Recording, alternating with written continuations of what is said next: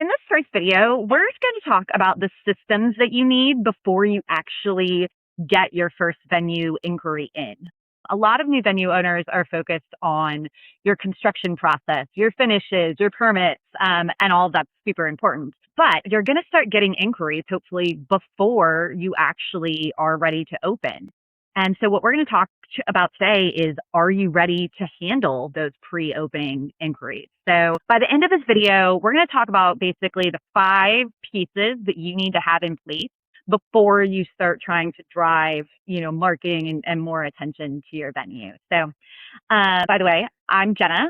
I'm with BrandWave, and this is Susan with Venue owners and planners. venue owners and planners. There we go. Cool. So we're just going to kind of talk through our experiences with opening venues and those first inquiries. So, Susan, from a venue owner side, and you own a venue, you've been through this personally. Why is that first inquiry such a big moment? And especially when somebody is, building, or maybe they're renovating a new venue, what is it that's so important about that first inquiry that comes? Well, that's a great question. So your very first inquiry, I always say to my clients is like, your tour experience, that's your one and only shot to impress the client, right?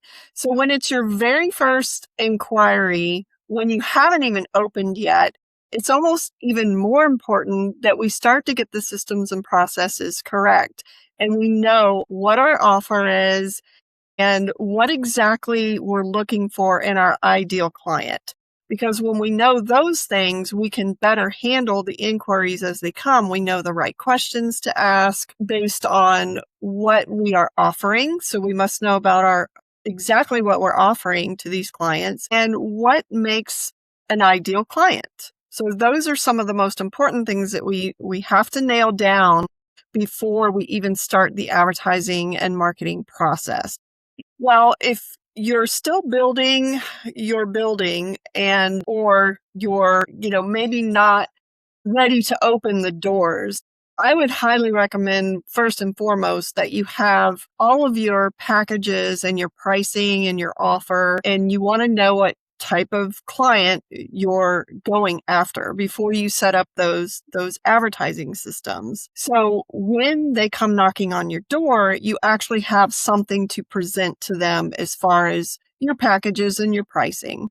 The other thing I would suggest is to have some sort of virtual tour available, whether that's just an AI generated of what, the venue is going to look like. In this day and age with AI, it's so easy to put together something like that the client can visually see what's coming. And then, of course, you've got to have a great CRM that is connected to your advertising. So either a landing page that's connected with that or a website. So Jenna, I don't know. I've heard a lot these days. I mean, we all have websites, and I think that websites are still relevant. But when it comes to advertising, is it better to send them to a website and then an inquiry page? Or can we just go right to a landing page? Yeah. So actually, if you're running paid advertising, you never want to direct right to like the homepage of your website. You do want it going to that dedicated landing page. And that's primarily for the data tracking. A lot of what paid advertising is it's buying data. It's helping understand who your buyer is. And the way that either Meta or Google gets that information is by what happens when that person clicks your ad and what they do next. So if you send them to your homepage, for instance, you're paying for that click, and then they might go read a blog. They might click all around. Well, that tracking is lost. We want them to go to a landing page I like for there to be no nav bar. There needs to just be exactly that action that you want them to take. So if it's book a tour, if it's submit a form, if it's download the packet, that's the only option I want them to be able to take on that landing page, because that's how we get those true conversion signals. And that's how we find out whether somebody's coming to the landing page and what they're going to do next. If we're just sending them to the homepage, they're likely to get lost in all your pretty pictures and your blogs and your, pricing packages. When you're paying for those clicks, we want to make sure they are doing exactly what you want them to do and nothing else. Yeah, that's great. And I 100% agree with that because a website can be quite distracting. And we want our call to action to be very clear that either you want to give them the option that you want them to go ahead and book that virtual tour, or to get on a call, or to request pricing and packaging to be in place. All of those Yeah, things. absolutely. Yeah, absolutely. And I think the one thing we didn't kind of, touch on is the follow-up process too. That's really important. So we need that clear inquiry path. We need how we're responding. We need to know what we're going to give them. We want to make sure we're tracking that lead somewhere. So you talked about a CRM. Like, we don't want to have to dig back through our emails and say, somebody emailed me, let me check in with them. Like, you need a visible pipeline to be able to follow up with them. And then you need a follow-up process. You need to, whether that's manual and it's something like, you set a task reminder to email them back in 48 hours, or whether you've got something automated. Certainly, if we automate it, there's a lot less falling through the cracks. There's a lot less for you to do, but I for sure want somebody to know what they're going to do after they've sent out pricing. Are we booking tour? Are we doing pre-construction tours? What are we doing? So I want that follow-up process to be really sound as well. But yeah, well, just circling back to your question. So those are the most important things that you need to have in place. And I'm glad you brought up the follow-up process.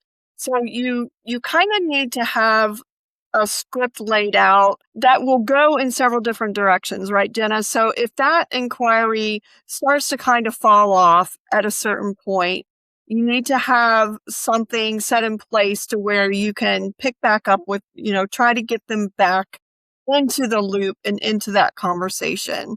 And then you have those that are communicating. That's what I love so much about BrandWave, that has the text messaging, because in this day and age, we've got to be able to communicate with this Gen Z generation through text messages.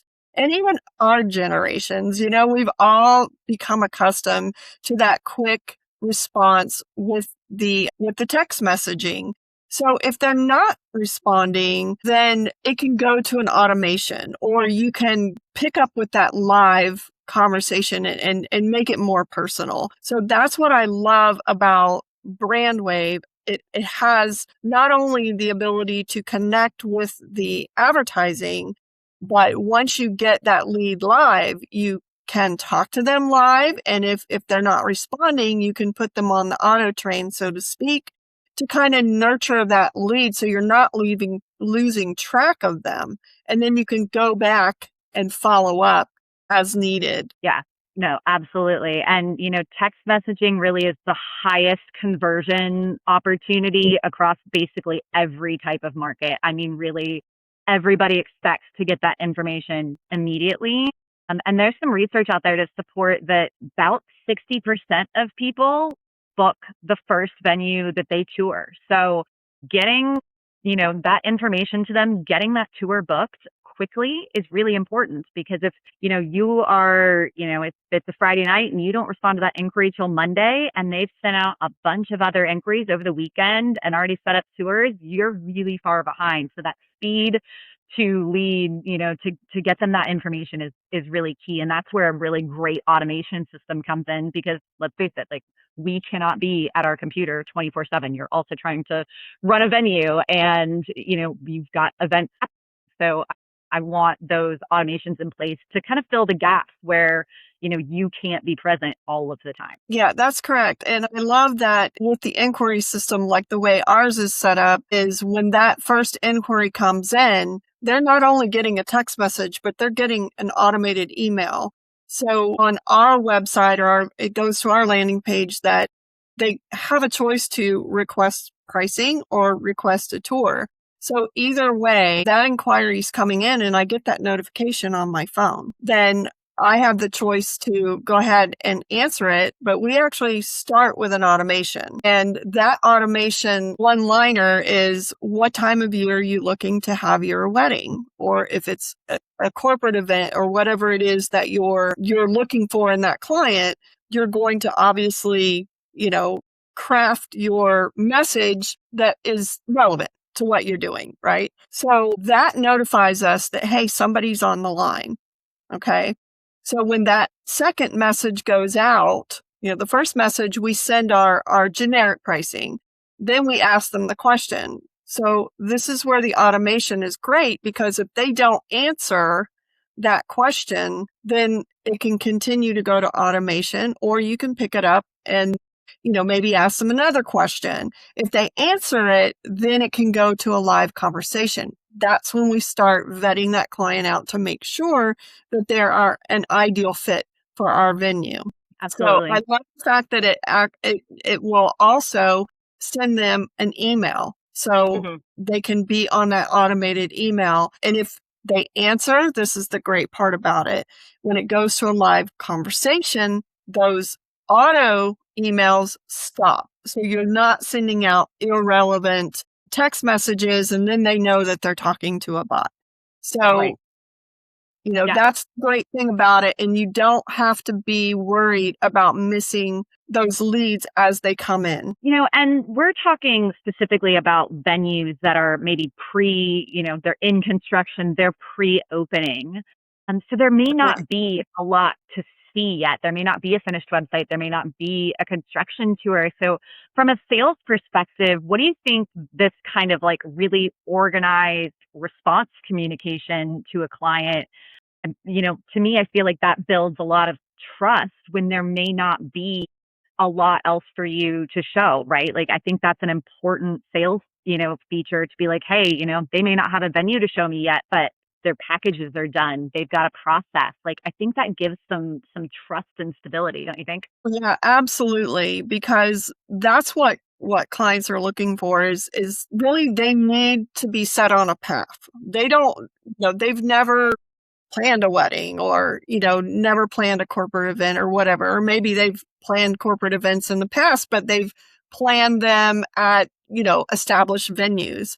So when they're looking online and they come across and you don't have a space ready to go for them to come and see maybe in person, but you have like I mentioned before, your video tours or your virtual tours, you have your packages in place, you have a communication system, and you have a plan. So yes, it absolutely builds trust in your prospective clients, and you can also, use these tools through the CRM and BrandWave to generate excitement and interest. And that's what we do in between when we're communicating with a client, so that they don't fall off and they don't get distracted with other venues. They may be talking to other venues, and, most likely they are, because they're Yeah. out shopping. Yep. So more relative information that you can send through emails or just little quick text messages, when you get that personal connection with them, and you find out, well, I'll speak to weddings in particular, you find out what their must-haves are, what's most important to them, what their favorite theme colors are, or their theme that they're going to maybe have a theme for their wedding. Then you can pop in, hey, I found this inspirational photo of the cake that you mentioned, that the style, what do you think? We have a great vendor. And then you can nurture those ideas and their vision, even though you don't have a physical venue yet. Yeah. Yeah. And I think that's such great advice for a tour, even, for a venue that's already, open and running. Customize, get as much information Absolutely. as you can ahead of time and customize that tour experience. If they're Mhm. looking for a certain style setup, set the venue that way if you can. If, try to get Absolutely. that kind of information and set the stage, help them feel what it's going to feel like to have their wedding or their event there. I think that's really great advice, no matter what stage you're at, for sure. That's absolutely correct, Jenna, because when I started staging my venue, I saw my sales increase exponentially, because Absolutely. most of the time we'll find that clients don't really have a vision for, they may know what they want in their head, but they can't walk into a space and envision that in your space. So if you already know these things in advance, you can set the stage to where as if they were walking into their own wedding day. And that's going to wow them, because I can promise you there's not going to be a lot of other venues that they go to that they're going to be able to walk in and experience that. because a lot of people are not taking the time, or they're walking into a blank space that doesn't even have tables and chairs set up because, they're moving things about and they just don't stage for tours. And not everybody can visualize what a space is going to look like. You and I are used to seeing empty venues all the time, so we can, envision that. But particularly grooms, right? They don't have a clue what they're looking at in an empty space. So, the more you can set that stage for them, the better. And that really does, that process starts with their inquiry. You want to find out what type of venue is this? What type of event is this? What type of year, what time of day even, and what do you want your wedding to look like? What do you want your event to look like? And you get that information, in your inquiry. And then, the Pinterest idea is great. Like, you can customize all that marketing to their specific event, and that is going to dramatically kind of increase your conversion rate for sure. So I think, the big takeaway I want to leave everybody with on, these first inquiries for new venues is, I don't necessarily want you to start with marketing. Obviously, we want to get the venue out there. We want, your website to be set up and all of those things, but you need to know what's going to happen when you get that first inquiry. And that's really where I think we both want them to start, is don't start getting the inquiries without a plan. We need to have a plan for when we start getting them. Because if you answer the phone the first time and you're like, oh, I don't know about me get pricing to you, that's not going to give them that trust and stability, that you want. And it's probably not going to close as easy either. So, yeah, absolutely. Yeah. So I think, what could go wrong if you have a system? Yeah. Like if you, first of all, you're going to lose leads, right? If you can't visually see them in your pipeline, if you can't see how they're moving through, you're going to lose people.